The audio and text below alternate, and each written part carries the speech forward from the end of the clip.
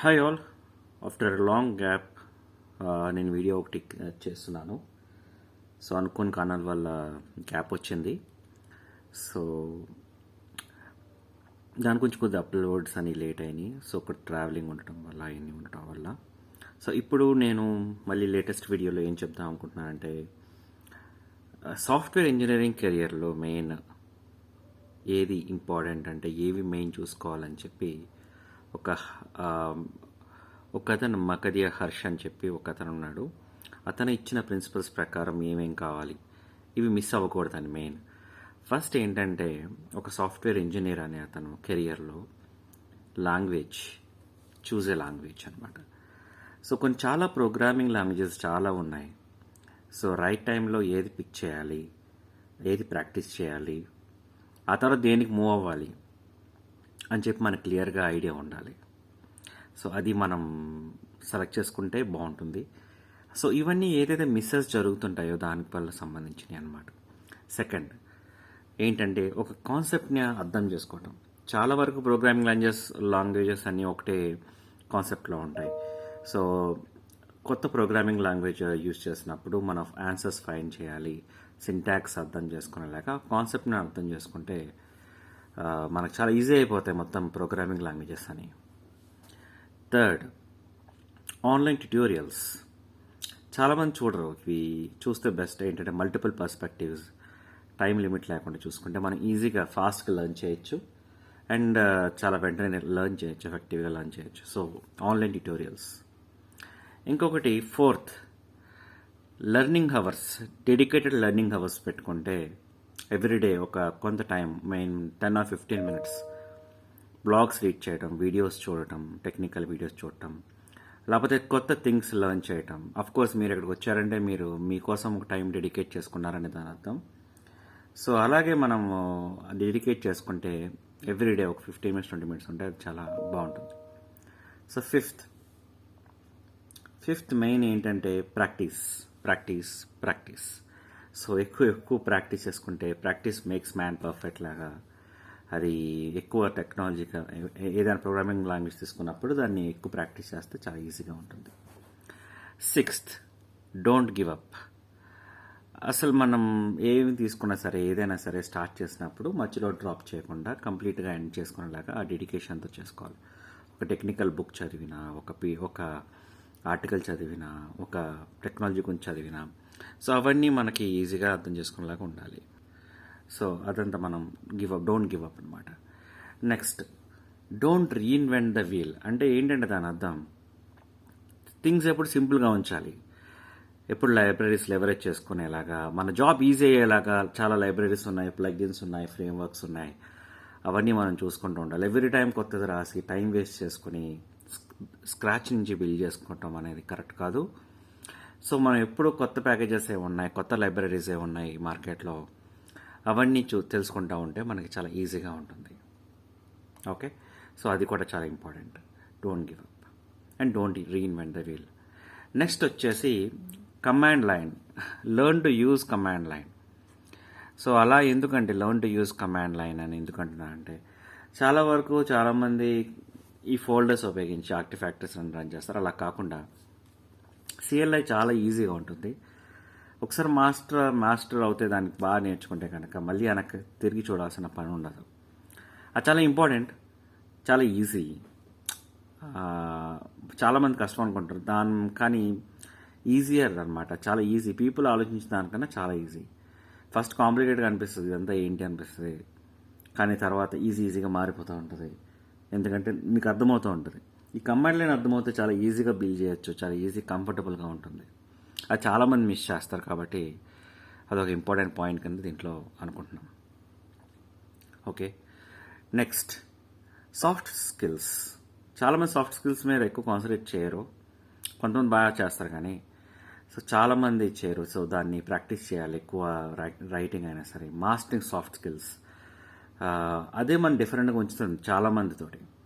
Technology గురించి బాగా తెలిసినా కూడా మనం ఎక్స్ప్రెస్ చేయడం అనేది సరిగ్గా లేకపోతే పాయింట్ ఉండదు. సో మెయిన్ దాని మీద కాన్సన్ట్రేట్ చేస్తే అది చాలా ఈజీగా ఫెచ్చింగ్ అవుతుంది.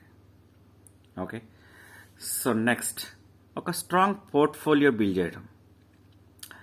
ఎందుకంటే ఇంపార్టెంట్ అంటే మన ప్రాజెక్ట్స్ ఏంటి, మనం ఏం వర్క్ చేస్తాం, మనకి ఏంటి, మన కోర్ స్ట్రెంగ్త్ ఏంటి, మన కోర్ స్కిల్స్ ఏంటి, మన లెర్నింగ్ ఏంటి, మనం థింగ్స్ ఎలా బిల్డ్ చేస్తున్నాం, ఇవన్నీ మన పోర్ట్ఫోలియోలో స్ట్రాంగ్గా మనం అన్నీ చూపించగలిగితే వేరే ఒక మందలోంచి మనం డిఫరెంట్గా కనిపిస్తాం, అటెన్షన్ అనేది గ్రాప్ చేస్తాం. సో మనం ఎప్పుడు you have to stand out of the rest. ఎందుకంటే మనం ఎప్పుడు సిచ్యువేషన్ తీసుకురావాలంటే మనకి టెక్నాలజీ నేర్చుకోవడం ఒకటి, సాఫ్ట్ స్కిల్స్ ఉండటమే కరెక్ట్ కాదు, అన్నీ మనం సరిగ్గా ప్రజెంట్ చేయడం అనేది చాలా ఇంపార్టెంట్. సో ఆ స్ట్రాంగ్ పోర్ట్ఫోలియో అనేది మెయింటైన్ చేసుకోవాలి. Okay, next document your journey. And it's almost same like what I have ముందేం చెప్పాను. సో ఎప్పుడు మనం ఏం లెర్న్ చేస్తున్నాము, మనం దేంట్లో ఇన్స్పైర్ అయ్యాము, బ్లాగ్స్ రాయాలి, చాలా అప్లోడ్ చేయాలి, మనం ఏం నేర్చుకుంటున్నాము, మన జర్నీ అక్కడ స్టార్ట్ అయ్యింది. సో అది మనం ఇన్స్పైర్ చేయాలి. ఇది ఎందుకంటే టైం వేస్ట్ అనుకుంటారు చాలామంది, కానీ ఒక బ్లాగ్ చదివినప్పుడు దాన్ని ఎవరు రాశారు అనేది మీరు చాలామంది దాని రివ్యూస్ రాసి కమెంట్స్ రాస్తుంటే మీరు అందులో ఉన్న సాటిస్ఫాక్షన్ మీకు దేంట్లో లేదనిపిస్తుంది.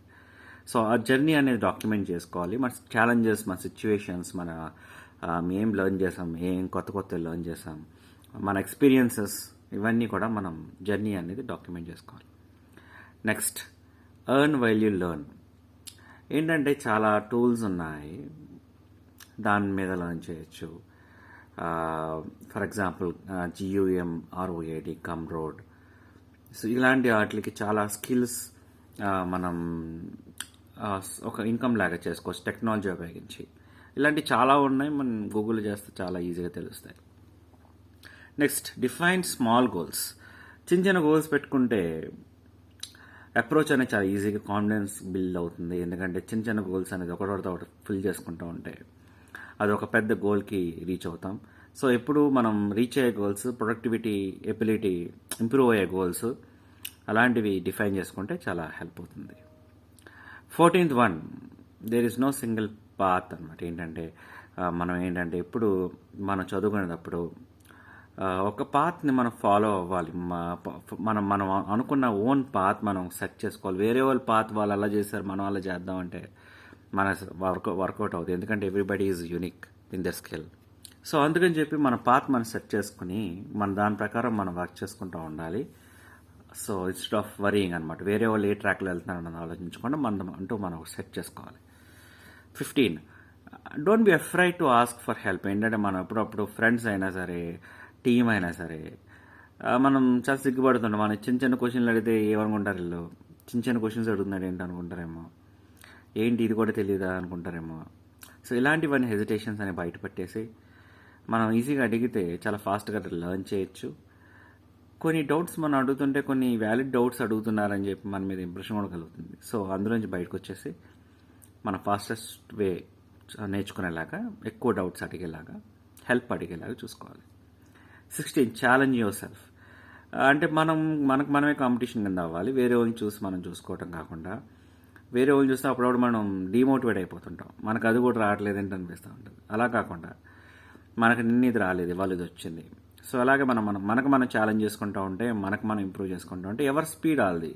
సో దాని ప్రకారం మన స్పీడ్ మనం చూసుకుంటూ ఉంటే సక్సెస్ ఈజీగా అవుతాం. Okay, so 17th, and learn the basics and build small applications అనమాట. అంటే ఇది ఆబ్వియస్ చాలామంది తెలుసు. ఏంటంటే మనం స్మాల్ అప్లికేషన్ స్టార్ట్ చేస్తే ఆ తర్వాత కొలాబరేషన్ అయినా, మాడ్యూల్స్ అయినా, కాంపోనెంట్స్ అయినా బిల్డ్ చేసుకుంటూ ఉంటే పెద్ద అప్లికేషన్ కింద రన్ అవుతుంది. సో ఆ రకంగా మనం అండర్స్టాండ్ చేసుకుని కాన్సెప్ట్స్ చాలా ఈజీగా అర్థమవుతాయి. బేసిక్స్ నుంచి తెలుసుకుంటే చాలా ఈజీగా అర్థమవుతాయి కాబట్టి అది చూసుకోవాలి. అండ్ నెగిటివ్ టాక్ అనేది చేసుకోకుండా, అంటే రెఫ్యూజ్ నెగిటివ్ టాక్ అనమాట. సమ్టైమ్స్ ఏంటంటే మనకి నచ్చవు మనం చేసే వర్క్లు, మనం వెళ్ళి వేరే వాళ్ళ దగ్గర మాట్లాడతాం. సో అలాంటి నెగిటివ్ అట్మాస్ఫియర్ క్రియేట్ చేయడం అనేది కరెక్ట్ కాదు. ఇవి చాలా టీమ్స్లో చూసాను, చాలా కంపెనీస్లో చూశాను, చాలామంది ఇలాగ చేస్తుంటారు. దాని నుంచి బయటకు వచ్చేయాలి. So take a break. ఏంటంటే మళ్ళీ మనం రీబౌన్స్ అయ్యేలాగా మనం చూసుకుంటూ ఉండాలి. 19, remember nobody is Born as a pro. ఎందుకంటే ప్రతి ఒక్కరు ఒక ఎక్స్పర్ట్ లాగా కాదు, ప్రతి ఒక్కరు హార్డ్ వర్క్ తోటి వాళ్ళు స్టేజ్కి వచ్చారు అని మనం సింపుల్ థింగ్ అని నేర్చుకుంటే మనం మళ్ళీ అగైన్ అండ్ అగైన్ మనం అదే చేస్తూ ఉంటే ఎక్స్పీరియన్స్ పెరుగుతూ ఉంటుంది, దాన్ని ఎక్స్పర్ట్ అవుతాం. ఓకే, సో అది last but not the least nothing work unless you do. ఏంటంటే ఎప్పుడు డాక్యుమెంటేషన్ చూడాలి, ఓకే, వీడియోస్ చూడాలి, మీరేం చదివారో మీరేం చూసారో అదంతా మనం అండర్స్టాండ్ చేసుకోవాలి. అప్పుడు ప్రాక్టీస్ చేసుకుంటా ఉంటే సో మనకి ఈజీగా అర్థమవుతుంది. అండ్ చాలా లైబ్రరీస్ ఉన్నాయి, చాలా ఫ్రేమ్వర్క్స్ కొత్త కొత్తవి వస్తున్నాయి, అవి ఏంటో తెలుసుకోవాలి. సో మనం అవి వాడుతూ ఉంటే మనకి చాలా హ్యాపీగా కంఫర్ట్గా మన వర్క్ అనేది తగ్గుతూ ఉంటుంది. సో అలా stay positive and work successfully అని మెయిన్ మోటివ్ అనుకుంటున్నాను అనమాట. సో ఇవన్నీ మనం మెయిన్ ఫాలో అవుతే మనకి సాఫ్ట్వేర్ కెరియర్ చాలా కంఫర్టబుల్గా చాలా ఫ్లెక్సిబుల్గా వెళ్ళిపోతూ ఉంటుంది. సో అది మనం మెయిన్ చూసుకోవాలి. So that's it, I would like to end. So please subscribe if you haven't. Thanks for watching.